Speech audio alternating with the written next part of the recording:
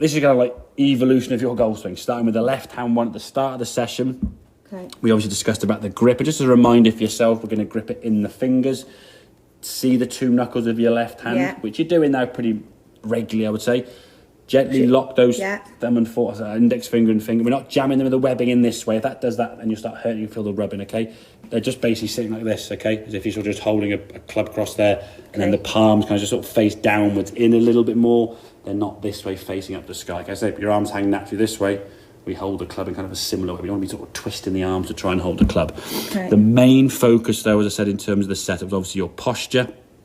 You can see there now, even though you're looking down to the goal ball to try and get yourself set correctly, legs look very locked. As you said, you felt quite locked and stiff.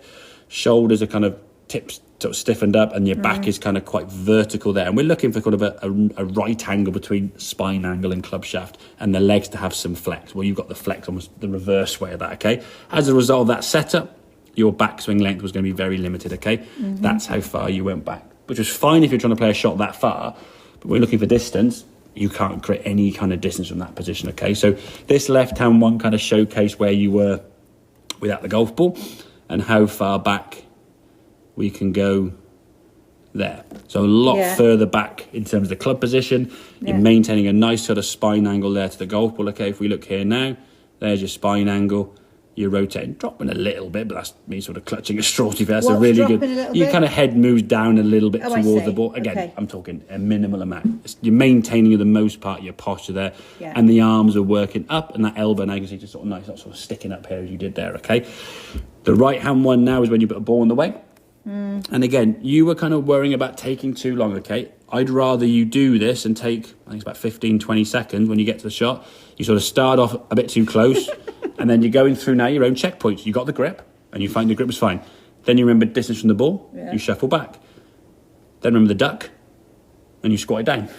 Then your head went up, and when you did this, you sort of went, oh, I need to do what you probably felt was like this. And if you can look at there now, that doesn't look that strange at all. Just obviously let your head kind of drop down there from your shoulders, and there's your posture. And again, in comparison to that one there, those two setups, I mean, they're chalk and cheese, aren't they? I mean, you've got yourself in a position there now where you can swing the golf club again. There you go. So now the club goes back, not as far as without the ball, but that's to be expected because when the ball's there, that kind of... You're concentrating on... Exactly. A little bit of tension and we're a bit sort of stiffer there. But again, as the club goes back now a lot further, we're creating more speed. There's more of a hit in this golf swing there now. Whacking that ball, say like 45, 50 yards, you got that one compared to the 20, 25 yards you were getting before. So you're creating more power without having to hit it harder, More speed, more energy, but you can only do that when you stand to the golf ball. What at the moment feels really weird. In a week, 2 weeks, 3 weeks, whatever time, this will just be how you stand the golf ball. There'll probably be some kind of like, some good, some bad before you get there comfortably. Bit of practice, okay? And like I say, now you've got an image. Again, I'll send this through to you. You know exactly what the setup should look like. What you're looking for is sort of checkpoints there. A nice straight back there. A little bit of knee flex there. Arms hanging down from the shoulders. And the club to be roughly 90 degrees to your spine angle, which for me there, you're close enough at this point, okay? You don't want to go any more over the ball there now, you'd feel like you're falling over. So where you are there now is in a good position, okay? In comparison to where you were there, I mean, your spine and the club are almost in the same line. They're almost like you're vertical together, very locked. And I say, you can't go any further. So, and I could feel my back tight on that one. And this is why a lot of people got a chiropractor on site. This is why a lot of people struggle to play golf when they first start learning their own way. They've been told, keep their head down like that. I mean, you look at that setup there now, there's no head down there at all, is there? No. Your chin is up. You've got space for your arms to swing there, okay? Your arms can swing up there. And again, when you get the golf ball, we can twist everything through.